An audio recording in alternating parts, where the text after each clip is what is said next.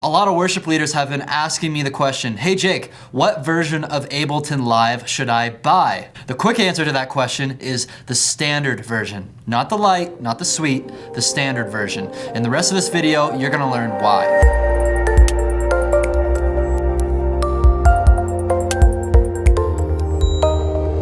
My name is Jake with Churchfront.com, an online resource for worship leaders and creatives. Make sure you subscribe to the channel and hit that notification bell to continue to receive helpful content to help you grow yourself and grow your church. So I want to make a brief video about why Ableton Live Standard is my preferred version of Ableton Live in a worship context. In order to do this, I'm going to hop behind my computer and I'll show you a couple things. Okay, welcome to the magical world of my computer, and here I am at Ableton.com where you can purchase Ableton Live. What you do is you create an account with them, and then you will make your purchase of the software, and that'll link your license for the software to your account on Ableton Live. So you have three options: Intro, Standard, Suite. Intro, this kind of gives the key features right here. You only get 16 audio and MIDI tracks, whereas with Standard and Suite you get unlimited tracks.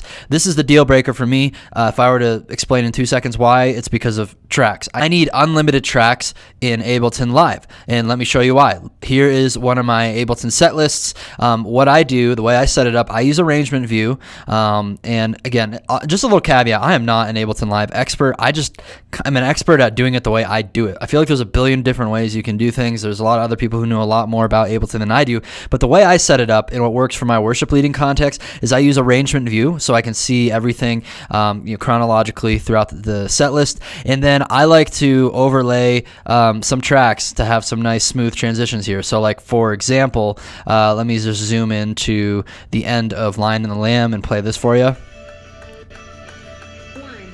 And then that's going to fade into the next song. 1, 2, 3, 4.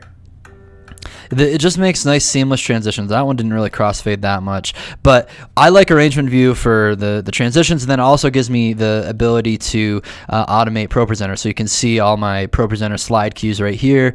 I don't know of a way of how to do that in session view, maybe there is a way.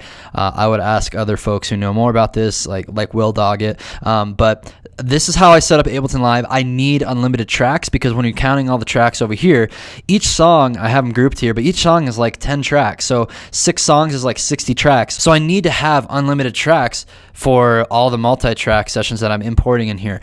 If I wanted to, I could export individual songs down to 1 track, and maybe that's a way to get going with the light version of Ableton.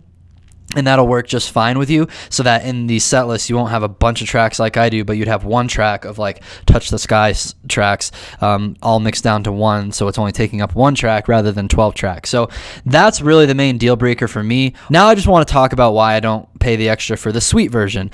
Really, what you're getting for the Suite version is just more tools and virtual instruments to create your own sounds in Ableton Live.